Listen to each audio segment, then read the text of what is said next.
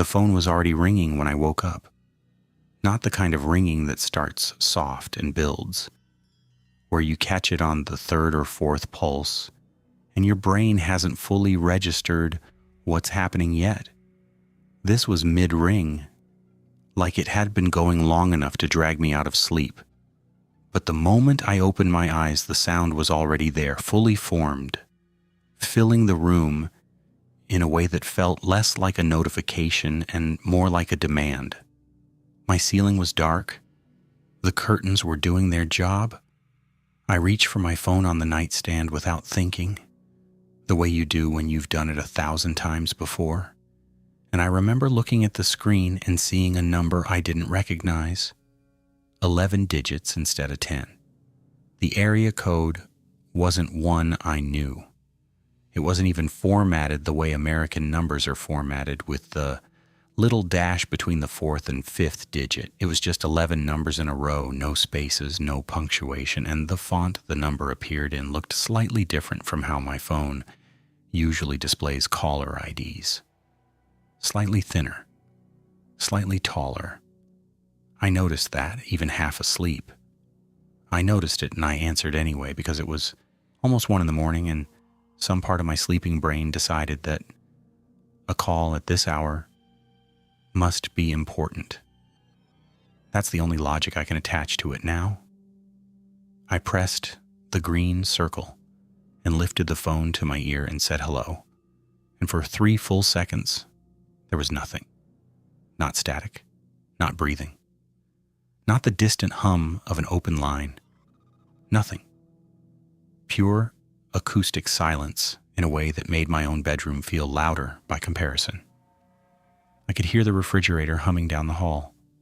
I could hear the particular quality of air moving through my nose. And then the call ended. Not hung up.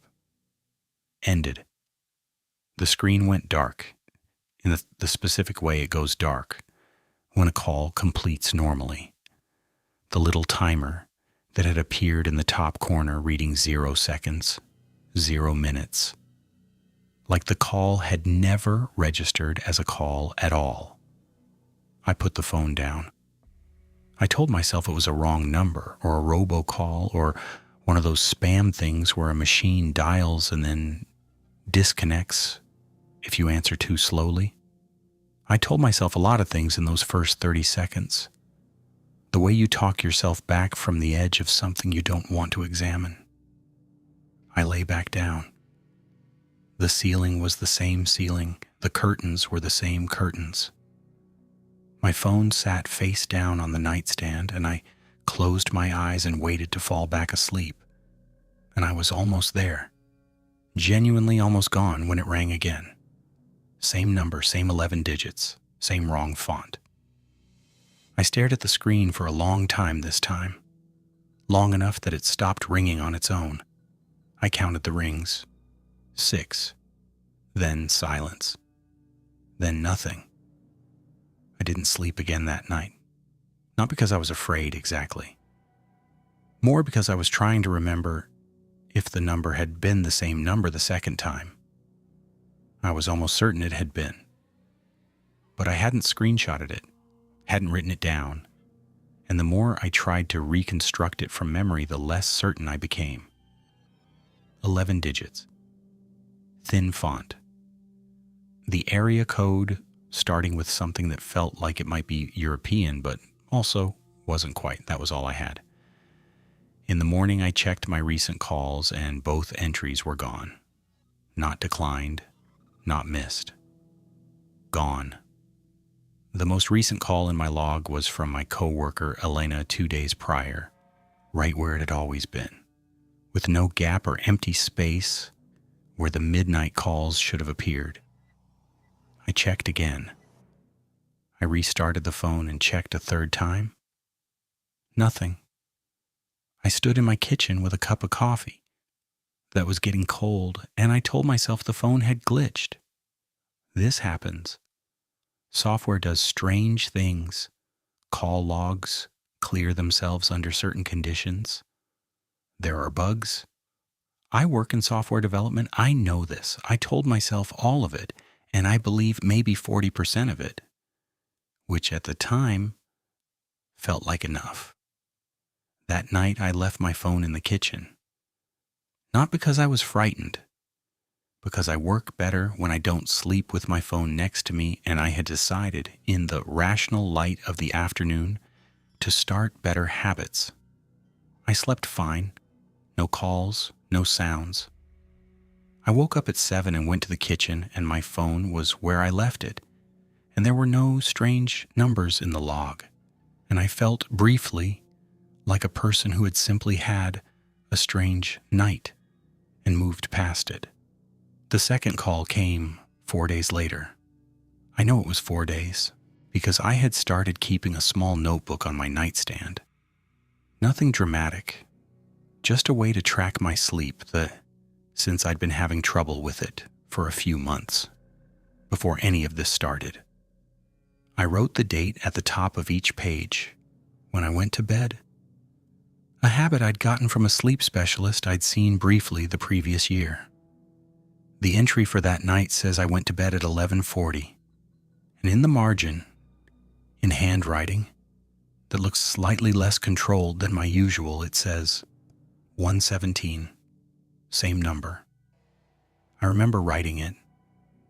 I remember the feeling of being awake enough to reach for the pen and the notebook while the phone was still ringing, a kind of deliberate calm I'd apparently prepared for without fully acknowledging it.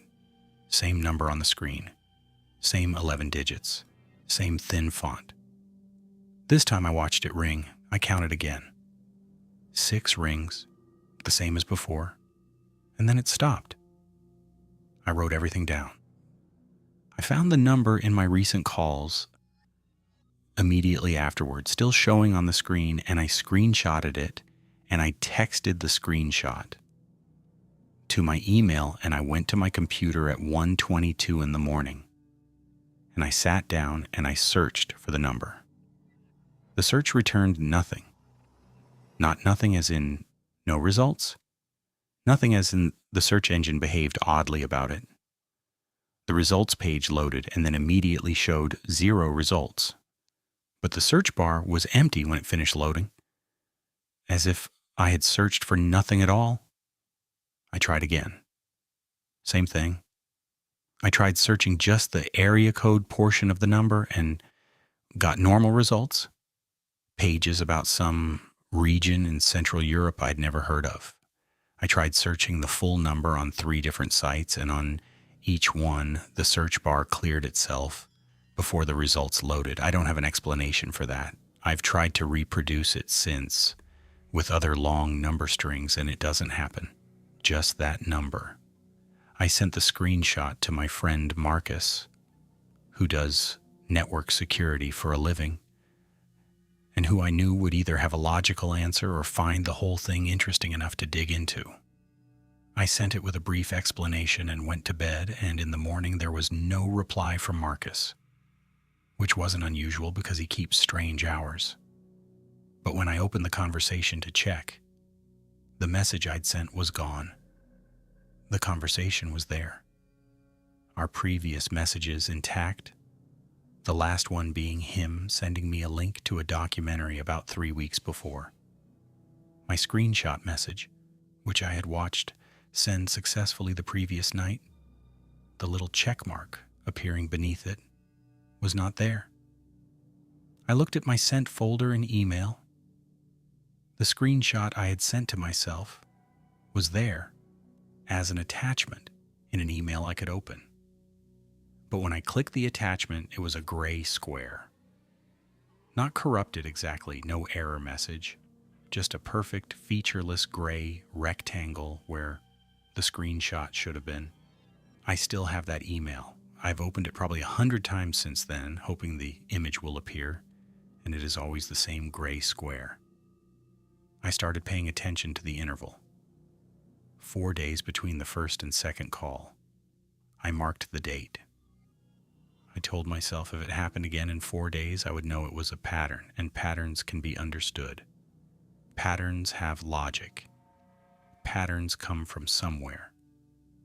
I made it. 4 days. and I sat up in bed waiting, and nothing happened. On the 5th day, nothing happened. On the 6th day, I started to relax, which is, I think, exactly what was supposed to happen. The third call came on day 8, 1:14 in the morning. 6 rings. I answered it this time. I had decided I would answer it because sitting in the dark listening to it ring was a specific kind of awful that I decided I was done with. I answered it and I said hello. And this time, there was something on the other end. Not a voice. Not breathing. But a sound. A very low sound. Almost below the range where you can really hear it as a sound rather than feel it as a physical sensation.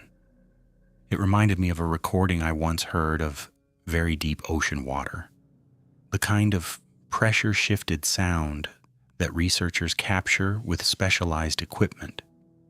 A sound that doesn't belong to any single thing making it, but seems to come from the water itself, from the weight of it, from the distance between the surface and the bottom. It lasted maybe 5 seconds, and then the call ended the same way it always did, that clean, ordinary termination, the screen going dark with the timer reading 0. But this time the call stayed in my log. I screenshotted it immediately, sent it to my email, opened the email on my computer while the screenshot was sending, and watched the attachment appear. I moved it immediately to 3 different cloud folders. I texted it to Marcus again, and this time he responded in the morning. He said he had never seen a number formatted like that and that his software flagged it as malformed. Not a real number, he said. Structurally impossible, he said, by the standards of how phone numbers are assigned anywhere in the world with a registered numbering system. He asked me how I'd received a call from it. I told him I didn't know. He asked if he could look into it, and I said yes.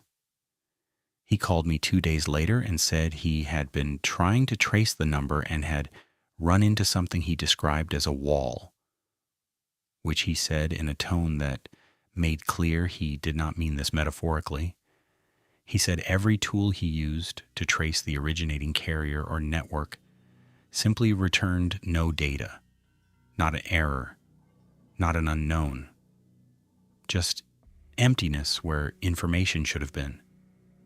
He said it was like the call hadn't traveled through any network he could access or see. He said he was going to keep looking, and he did not sound the way Marcus usually sounds, which is confident and mildly amused by problems. He sounded careful. I noticed that. I started looking for patterns in what happened in the days around the calls. Not what happened to me specifically, but whether the days themselves had anything in common. The first call had come on a Thursday, the second on a Monday, the third on a Tuesday. No day of week pattern. The first had come at 1:17, the second at 1:14, the third also at 1:14. That felt like something. The time was narrowing. I wrote it in my notebook. Times converging. I didn't know what that meant, but I knew it meant something. The fourth call came on day 11, 1:11 in the morning. I answered on the first ring. The sound was different this time. Still that low oceanic pressure. But there was something inside it now, something textured the way you can sometimes hear a rhythm inside static if you listen long enough. I sat very still on the edge of my bed in the dark, and I listened to it for the entire length of the call, which, by my own count, lasted approximately 40 seconds before it ended. 40 seconds of that sound, and then silence, and then the screen going dark. I sat in the same position for a long time afterward. I am not someone who experiences fear as a physical thing very often. I'm practical. I find explanation satisfying. I'm the person in the group who looks up what that noise was and tells everyone it's just the house settling. But I sat on the edge of my bed in the dark at 1:12 in the morning, and I was aware that something was wrong in a way that I couldn't attach to any specific detail. The sound wasn't threatening. It didn't contain words or instructions or anything I could point to and call frightening. It was more like standing at the edge of something very large and suddenly understanding, on a cellular level, how large it actually was. Marcus called me the next morning before I called him. He said he had found something. He said he had been looking at the metadata attached to the call signal, the underlying technical data that travels alongside a phone call and that most people never see or think about. And he said the timestamp embedded in the metadata was wrong. Not wrong as in a few minutes off due to time zone issues. Wrong as in the call my phone had received at 1:11 in the morning appeared, according to the metadata, to have originated at a time that was impossible. He wouldn't tell me what time it said at first. He asked me how I was doing, which Marcus does not typically ask, and I told him I was fine and to tell me the time. He said the originating timestamp on the call was blank. Not 0, not a default value, not a time zone shifted reading. Blank. An empty field where a timestamp should have been. He said in all his years working with networks, he had never seen a blank originating timestamp on a completed call. He said for a call to complete, for your phone to actually ring and for you to answer and for sound to travel across the connection, there had to be an originating point. There had to be a when and a where. The call that reached my phone at 1:11 in the morning had neither. I asked him what he thought that meant. He said he didn't know. He said he thought I should maybe not answer if it called again. I thought about the sound I had heard inside the static on that last call, the texture of it, the rhythm. I thought about how it had shifted in the last few seconds before the call ended, how the rhythm had changed in a way that felt like less random and more deliberate, like something that had been moving steadily and then paused. I didn't tell Marcus about that. I asked him to keep the screenshots and data he had, and he said he would. He said he'd keep looking. He also said very casually at the end of the call that his own phone had rung once in the night, and when he'd checked it, there was no record of it. He said it just once in the same tone people use when they're not sure if they're connecting dots that are actually connected or just dots that are close together. Then he said goodnight and we hung up, and I sat with that for a while. The 5th call came on day 7 after the 4th. I know it was 7 because I was counting. I had started marking the intervals in my notebook, drawing a small timeline across the bottom of each page. First call, day 1. Second call, day 4 plus 4. Third call, day 8 plus 4. Fourth call, day 11 plus 3. Fifth call, day 18 plus 7. The interval wasn't consistent. It wasn't widening. It wasn't narrowing in a straight line. It was doing something else, something I couldn't name, like a pattern that was intentionally obscured or one that operated according to a logic I didn't have the vocabulary for. The 5th call lasted 1 minute and 50 seconds.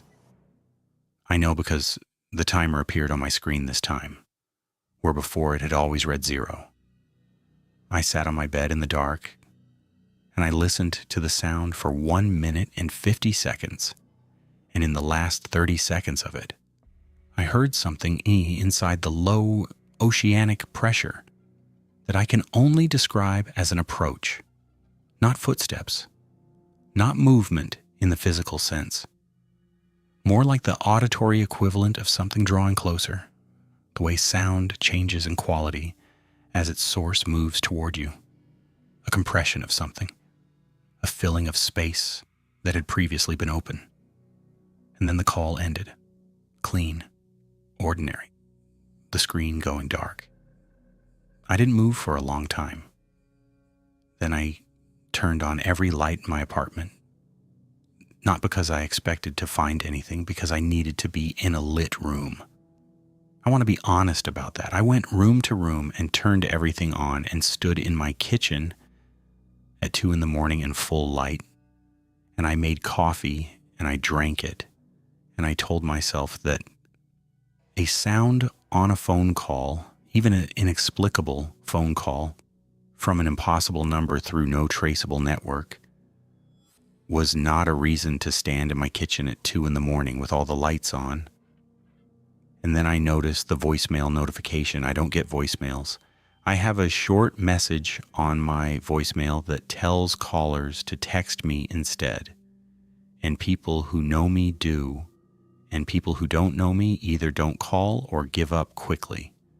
The notification said I had one new voicemail, and it had arrived at 1:11 that morning, at the exact time the call had started.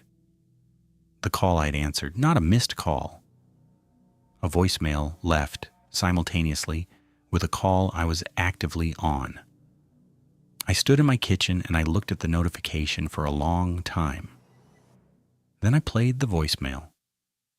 It was 42 seconds of the same sound I'd been hearing on the calls, that same low oceanic pressure.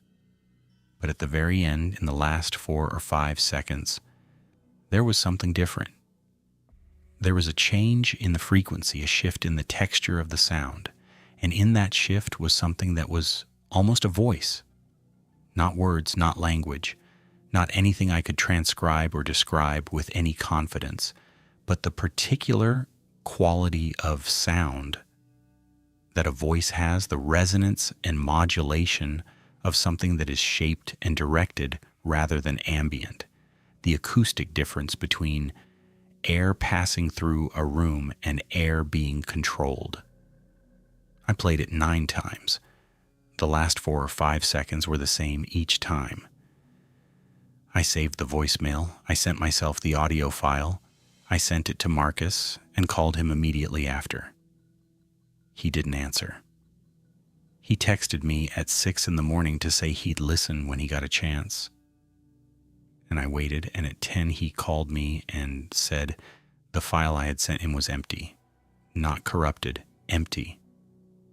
The file was the right length, 42 seconds. It played for 42 seconds, but his phone recorded no audio data within it. He asked me what I was hearing when I played it. I played it while he was on the phone, on speaker, and I listened, and the sound was there. The oceanic pressure, the shift at the end, the almost voice. And Marcus said he heard nothing. Silence for 42 seconds.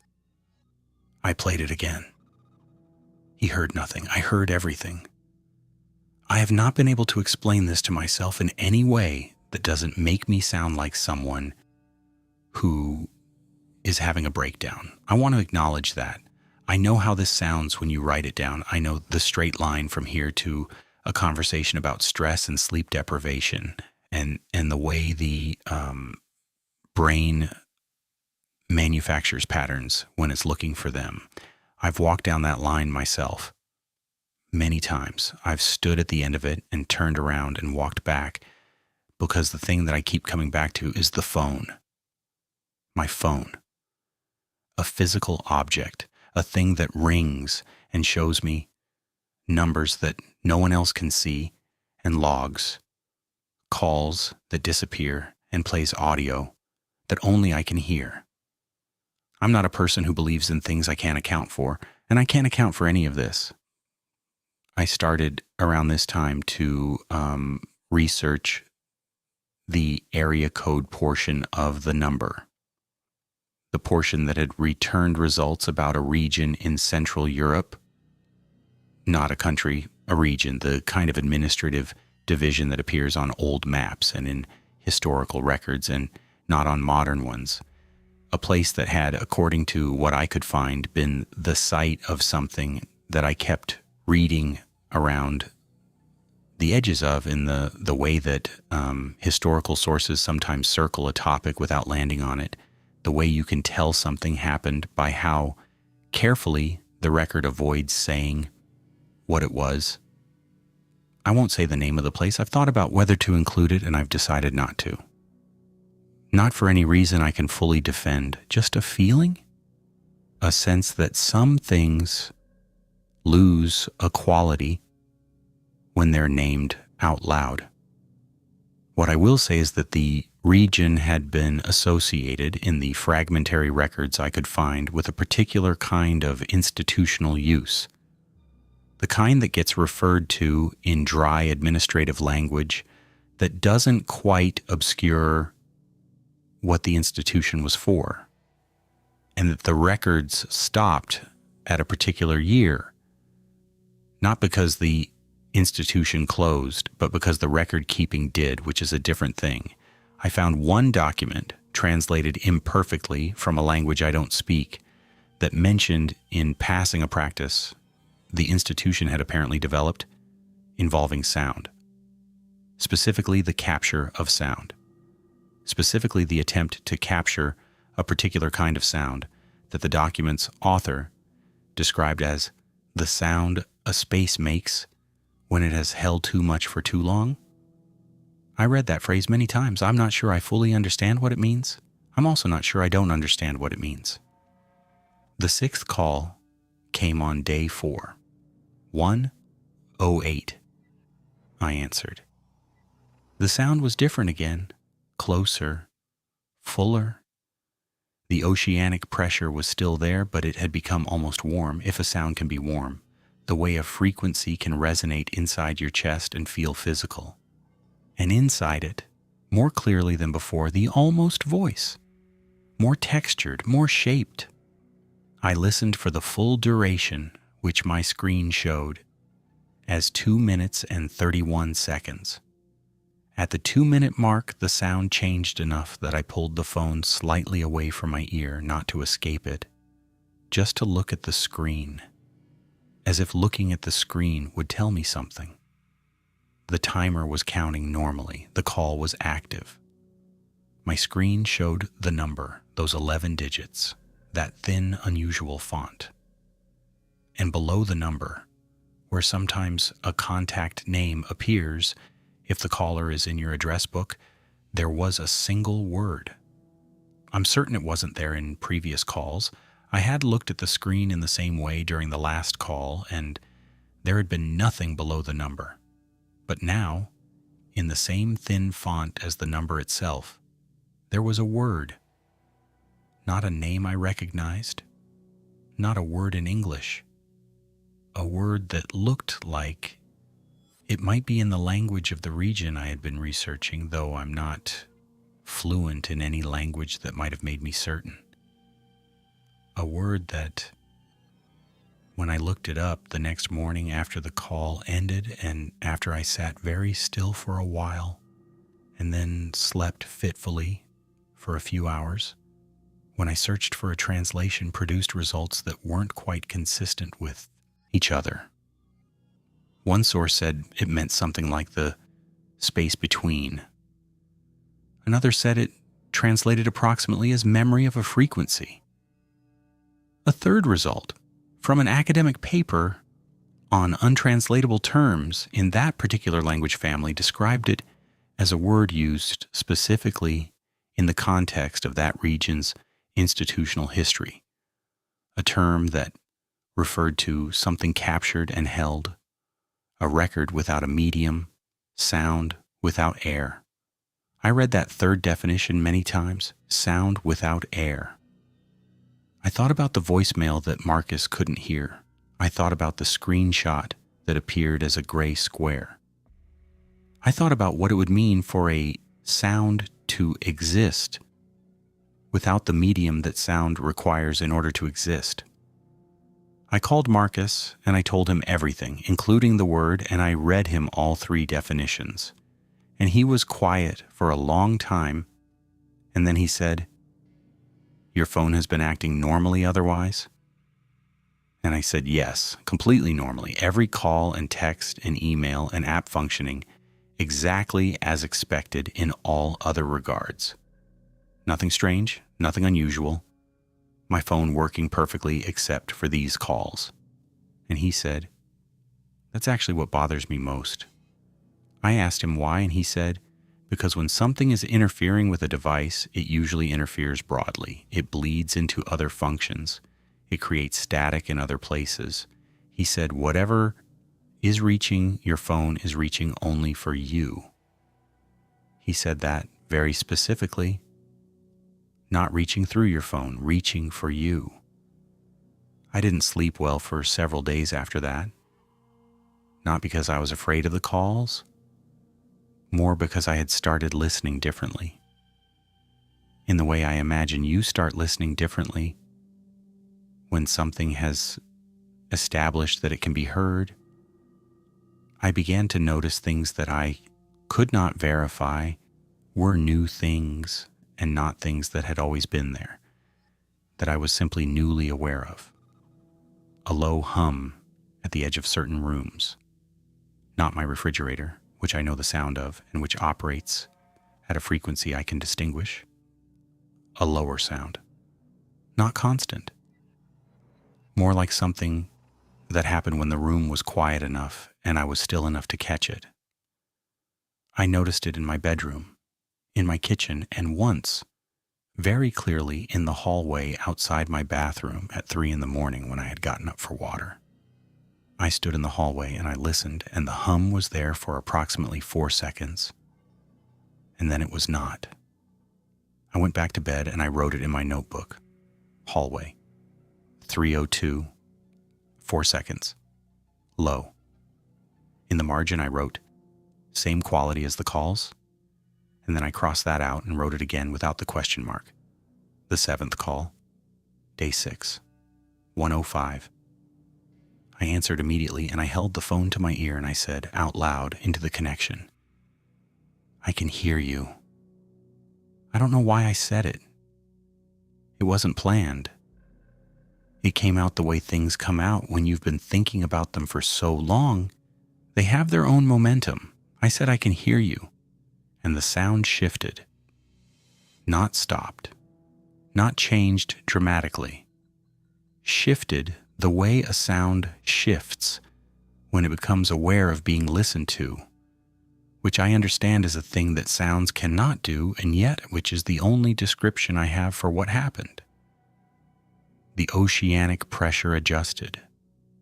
The almost voice moved. And somewhere in the movement, before the call ended at 2 minutes and 59 seconds, I heard something that was close enough to a word that I wrote it in my notebook phonetically. Not the word from my screen, a different sound, something that might, if I pressed it, sound like the syllables of a name. I don't know whose. I'm not going to write it here. Some parts of this I'm keeping. Not for any particular reason except the same feeling that made me not write the name of the place. The sense that some things change when they're put into language. The sense that some things are waiting to be named. Marcus stopped returning my calls for about a week and a half around this time. Not my texts, just my calls. He would respond to texts promptly and normally, normal Marcus, asking questions about my week, sending me things he found interesting online. Nothing unusual in the content. But every time I called his phone, regardless of the time of day, it went to voicemail. I mentioned this in a text, and he said his phone had been acting a little weird. I asked him what kind of weird. He said, "Dropping calls sometimes." I asked, "Just with me?" There was a pause that I measured by counting to myself, and it lasted approximately 11 seconds before he replied, "Mostly with you." I have thought about that reply more than almost anything else in this entire account. Mostly with you. Not just with you. Mostly.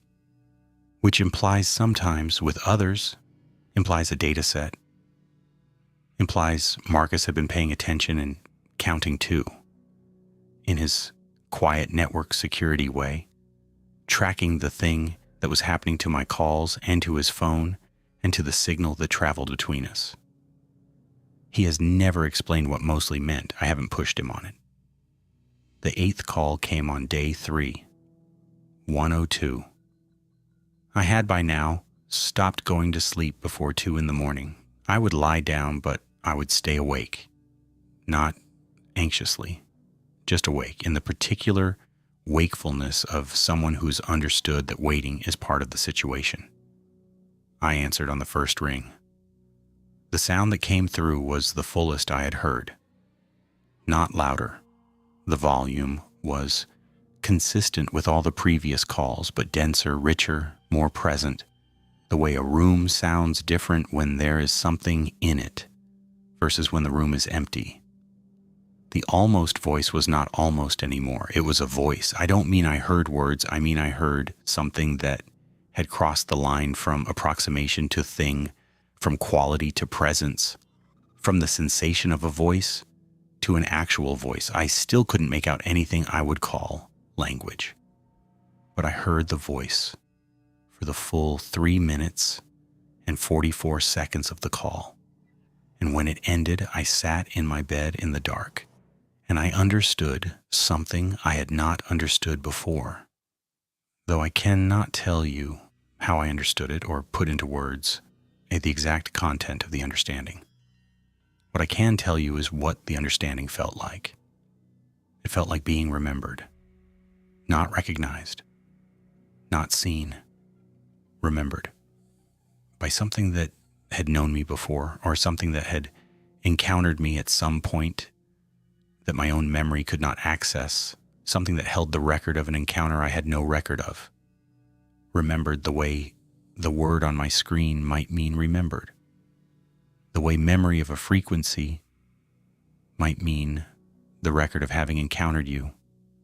The way sound without air might mean a thing that persists after the medium has gone. I started doing something else around this time that I haven't mentioned yet, partly because I'm not entirely comfortable with having done it, and partly because it took me a while to understand what I was actually looking for when I did it. I started going back through the history of my apartment. Not the physical history, though I did some of that too, but the human history. I'd been living there for 3 years, and I knew almost nothing about it before me. I knew the landlord's name and the square footage, and the fact that the water pressure in the shower was inconsistent in a way I had submitted 3 maintenance requests about.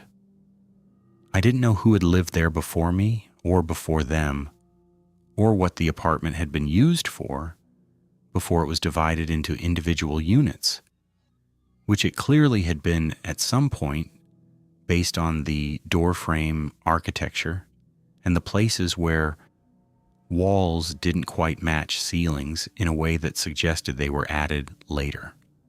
I found the building's permit history through the city's public records portal, which took several evenings of navigation because the interface was designed by someone who clearly hated users. But eventually I found what I was looking for. The building was old. Older than I had assumed. The original structure dated to a period before the neighborhood had become what it currently was, when the block had a different character, different zoning, a different purpose. The original use of the building, listed in the oldest permit I could access, was not residential. It had been some kind of administrative facility. The category listed on the permit was one I had to look up. And when I looked it up, it led me to a category of institution that was common in a particular period of the city's history. The kind that handled records, the the kind that kept documentation of things the city needed, documented but preferred not to keep in prominent places. A records facility, a repository, the kind of building whose job is to hold things in the dark. I sat with that for a while. I'm aware of the line between pattern recognition and pattern manufacturing. The cognitive tendency to find meaning in coincidence when you're already primed to look for it. I'm aware that a building, having been a records repository, has no direct causal relationship to phone calls from an impossible number at 1 a.m.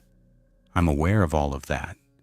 And I'm also aware that the region I had researched, the region whose partial area code matched the impossible number's opening digits, had been known in the fragmentary historical record I had found for sending things abroad, sending records abroad, sending documentation of their institutional work to facilities in other countries, a common practice in a particular period of history when institutions of that kind were under pressure and looking for ways to ensure their work persisted even if they did not. I'm not saying my building received those records. I'm saying the building was the right kind of building in the right kind of city in the right period of history to have received something. And that something had been in it ever since.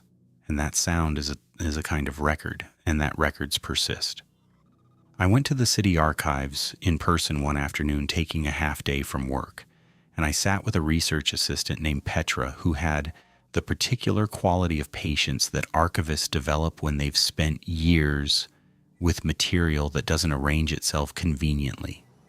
I told her I was researching the history of my building for personal interest, which was true enough, and she helped me access the physical records that hadn't been digitized, the ones that would never be digitized because they were too fragile or too low priority or too simply forgotten. She left me at a table with a box of folders, and I went through them for 2 hours. Most of what I found was ordinary.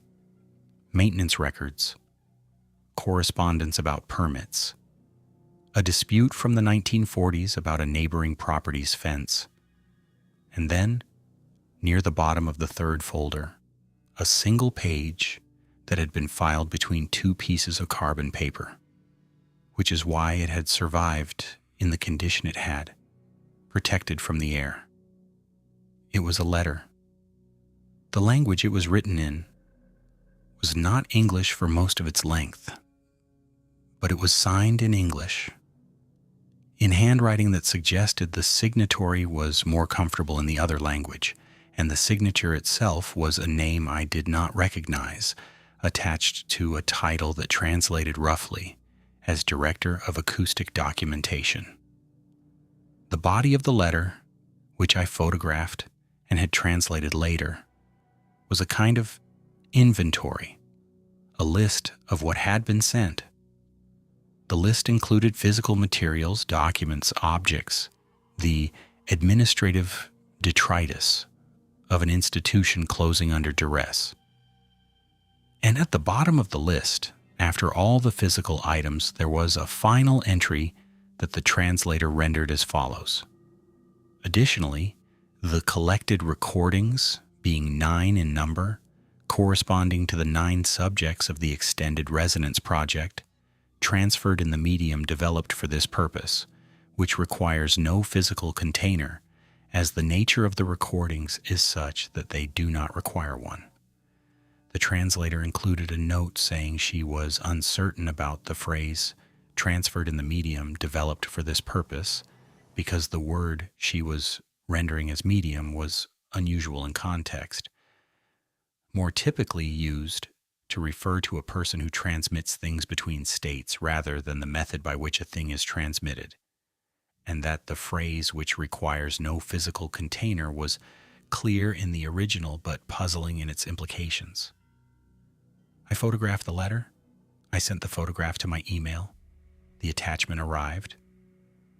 The image was clear and fully intact, and I've looked at it many times since. 9 recordings, 9 subjects, 9 calls that arrived at 9 different times over the course of weeks. I have counted this so many times, I have lost the ability to feel anything specific when I reach 9. I just arrive there and sit with it. I called Marcus from the steps of the city archives and I told him about the letter. He was quiet for a long time and then he said, the calls could still stop. They might have stopped. And I said, yes. And he said, or the 9th one was the one that worked. I didn't ask him what he meant by worked. I understood well enough what he meant by worked. What I've been thinking about since, what I keep turning over in my long awake hours between midnight and 2, is the question of what it means to be a recording. In the oldest sense of the word, before recording meant magnetic tape or digital compression, before it meant anything technological at all. To record something is to set it down, to give it a place in a medium that will hold it. To be a recording is to be held, to have been encountered by something and held by it in a form that persists after the original encounter is over. Sound without air, memory of a frequency. I think about what it would mean to be held by something you've never seen, something that found you not through any logic of geography or relationship, but through the coincidence of living in a building that received what it received, in a room that had held what it held, in a city that had accepted the transfer of something that needed no physical container. I think about the voice memos recorded in my apartment before I knew any of this was happening. I think about the 11 days before the first call, the 11 days of quiet in which something was apparently already in the room with me, testing frequencies, looking for the right medium in both senses of that word. I started checking my phone differently after that, not just the call log and the voicemail folder. I started going through my photos, my notes, my emails, my text history, and not looking for anything specific. Looking with the awareness that something had been reaching through my phone for weeks and that things had already disappeared from it, and that disappearance cuts both ways. Most of what I found was ordinary, my own photos, my own notes, nothing inserted that shouldn't be there. But in my voice memos folder, which I almost never use, which I think I had opened perhaps twice in the 2 years I'd had this phone, there were 7 recordings I had not made. Each one was between 30 and 50 seconds long. Each one was labeled with a date. The oldest was from before the first call, from 11 days before the first call, in fact. The recording was of my apartment, recognizably the particular acoustic signature of my bedroom, but with a presence underneath it, very low, that I had not heard at the time. I would have been there because I had been asleep, and I would not have been making voice memos at 2 a.m. regardless.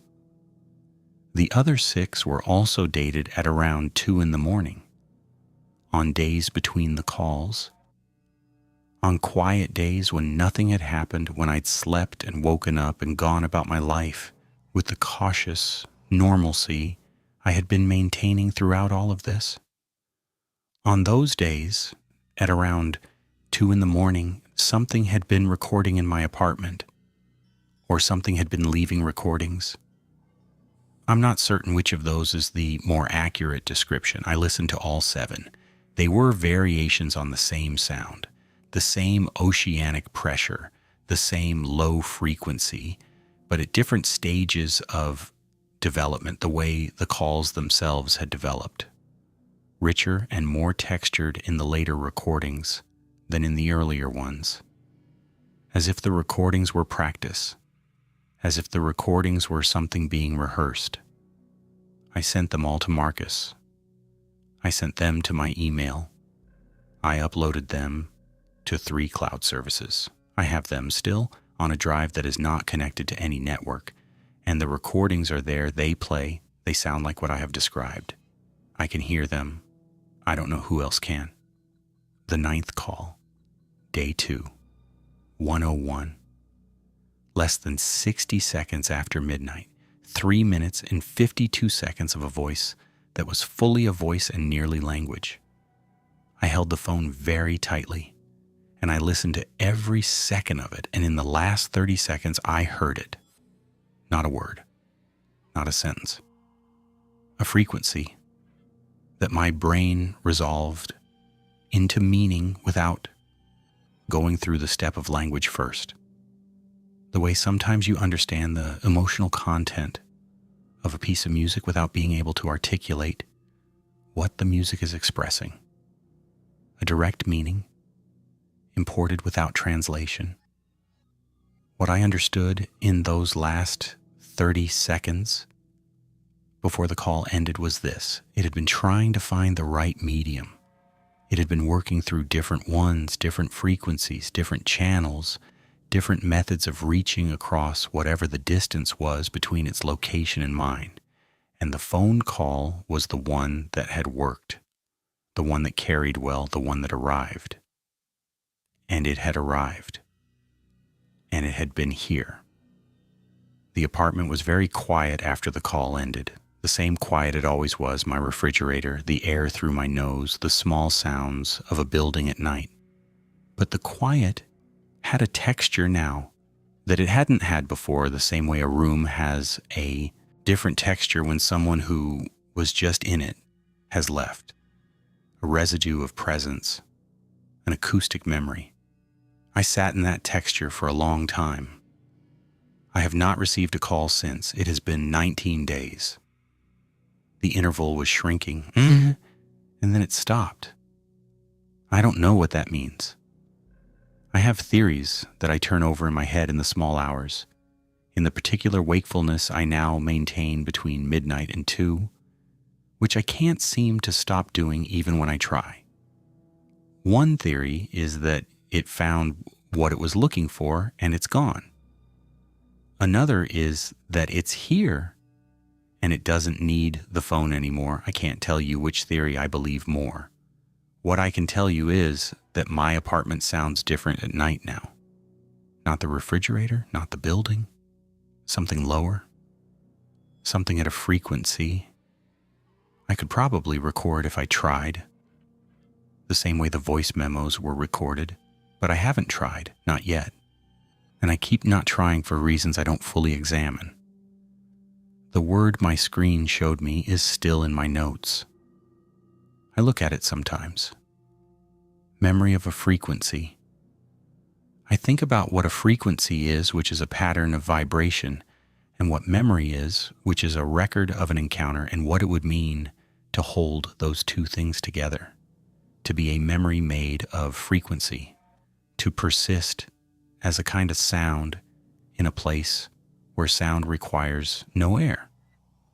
My notebook is almost full. I started it to track my sleep. The timeline at the bottom of each page goes back to before the first call now, to the 11 days of recordings in my voice memos that I hadn't known about, to the period before I knew anything was happening when apparently something already was. I've been reading back through it. The ordinary entries, the nights I slept well, the nights I didn't, the coffee I had in the morning, the work calls that ran long, the dinner I made on a Tuesday, the book I was reading, normal life. All of it recorded in my ordinary handwriting with the dates at the tops of the pages in my ordinary way, and then in the margin of one page, 11 days before I received the first call, a note I have no memory of writing. I don't remember making this notation. I don't recognize the circumstance that would have produced it. The handwriting is mine, fully mine. I've compared it carefully, and it says only, it already knows the room. I don't know when I wrote that. I don't know what I was referring to when I wrote it. I've read it many times, and each time I read it, the refrigerator hums the way it always has, and the curtains are the same curtains, and the ceiling is the same ceiling, and somewhere in the frequency range below what I can cleanly hear, the apartment remembers something. And I'm not entirely sure it's remembering for my benefit. There is one more thing I want to include before I reach the part where I have to stop. Not because the story stops there or because I've run out of things that happened, but because there is a specific point past which I'm not ready to describe events in sequence, where the sequence itself becomes something I'm uncertain about, where my notebook and my memory stop agreeing with each other in ways that I haven't resolved. I'm going to describe one thing that happened during the period of the calls, and I'm going to describe it carefully, and I'm going to let you do with it what you want. My downstairs neighbor is a woman named Geraldine, who has lived in the building for 11 years, and who I've always found to be a reliable and specific person. She is precise. She notices things. She mentioned to me once, in passing, that she has a minor condition called hyperacusis, which is a heightened sensitivity to sound, and that this is why she occasionally leaves notes about noise, complaints that other residents seem to find excessive, because what she hears and what other people hear are genuinely different, not because she's difficult, but because her auditory processing operates at a different threshold. I know this because she told me in the context of apologizing for one of the notes, explaining herself in the way precise people sometimes explain themselves, wanting to be understood accurately. I had spoken to Geraldine maybe 12 times in 3 years, brief hallway exchanges, a few conversations near the mailboxes. Once a longer conversation when we both happened to be getting home at the same time, and the elevator was broken and we walked up 4 flights, talking about her work, which involves acoustic engineering for public spaces, designing rooms that sound the way they're intended to sound, controlling reverb and resonance, and the behavior of frequencies in enclosed spaces. I mention her hyperacusis and her professional background because both matter to what she said to me approximately 3 weeks after the calls began, which was that she had been noticing in her apartment directly below mine a sound she hadn't been able to account for.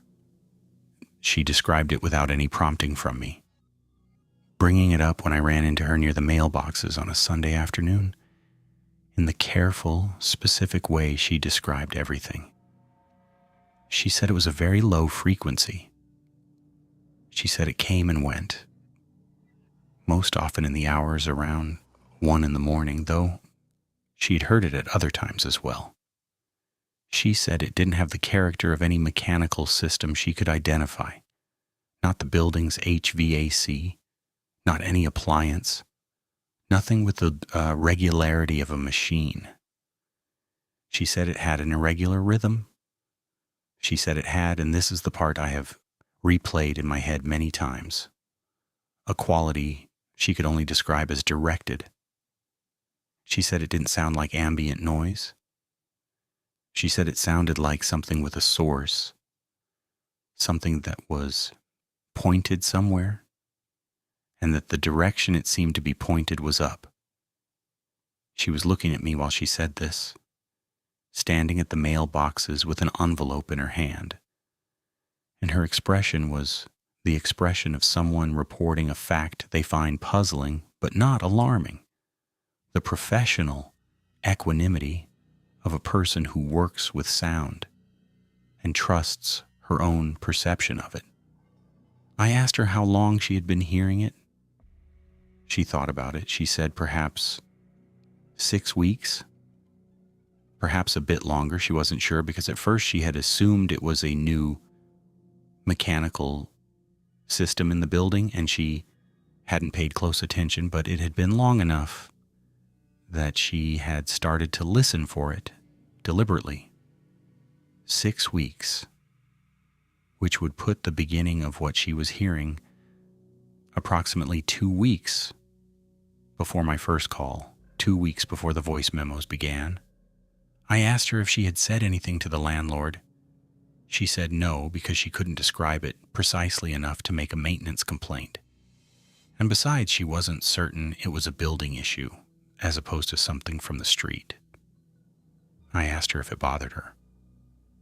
She considered this genuinely, the way she seemed to consider everything genuinely, and she said, "It doesn't bother me exactly."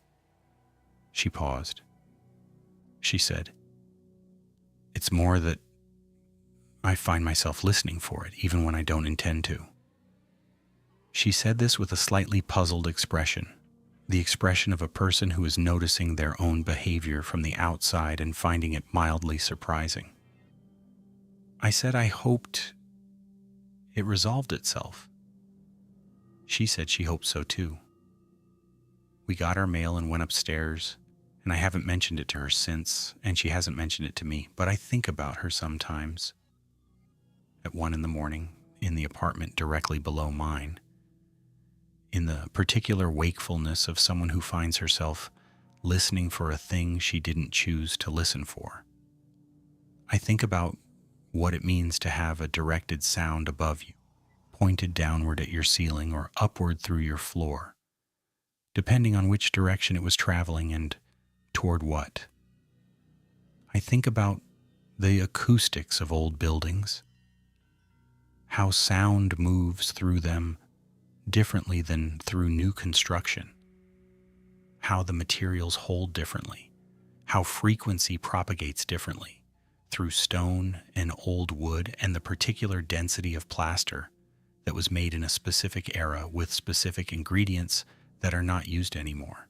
I think about a records repository receiving something that required no physical container, something that arrived in 1940 or 1950 or whenever it arrived and settled into the building the way things settle into spaces that hold them, working its way through the material of the structure the way water works through stone, slow and certain, finding every possible path. I think about 9 subjects. I think about what 9 subjects means in the context of Extended Resonance Project, which is the phrase from the letter, and what extended means in that phrase, whether it refers to duration or to something else, and what resonance means when it is a project rather than a physics phenomenon, when it is something you do to a person rather than a property of a vibrating body. I think about all of this most nights.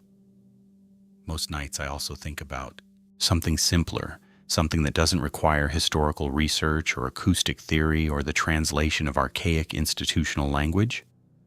I think about picking up the phone in the dark and saying hello and having something answer. I think about how ordinary that is as an action, how unremarkable a thing it is to answer your phone when it rings, how the absolute routine banality of it is exactly what allows something extraordinary to happen inside it. You don't brace yourself for a phone call. You've answered 1,000 phone calls. You know what a phone call is. And so when the phone rings at 1 a.m. and you answer it and something comes through that isn't what you were prepared for, the ordinariness of the container is part of how it gets in. The container looks like everything you've always known, and what's inside it is something else entirely. I still have my phone. I still use it normally. I still take calls from people I know and text my friends and use it for everything I've always used it for. But every night, sometime around 1 a.m, I pick it up and I look at the screen just for a moment and I listen. Not to the phone, to the room. There's a difference now, a kind of responsiveness, the quality of air in the apartment at that hour that does not match the quality of air at any other hour, something that attends, something that is present in the specific way that something present is different from something merely not absent. And when I put the phone down and lie back in the dark in the ceiling and curtains silence of my bedroom, I am aware, in the cellular, not quite conscious way I've been aware of things throughout all of this, that somewhere in the room, at a frequency I can almost but not quite hear, a memory is playing back. I can't tell if it's mine.